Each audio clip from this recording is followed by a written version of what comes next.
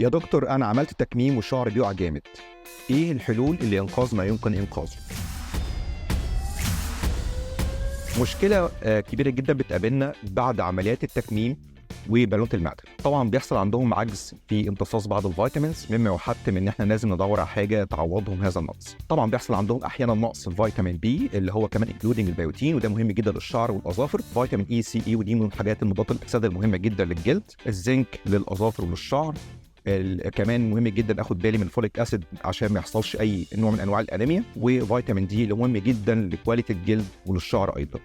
في الحالة دي لازم ادورهم على مالتي فيتامينز سهل في امتصاصه زي الجاميس بتاعت شركة انفينيتي بايوفيتا، بتوفر كل الايتمز وبوصي جدا انها كمان نمشي عليها من فترة لا تقل عن 3 شهور.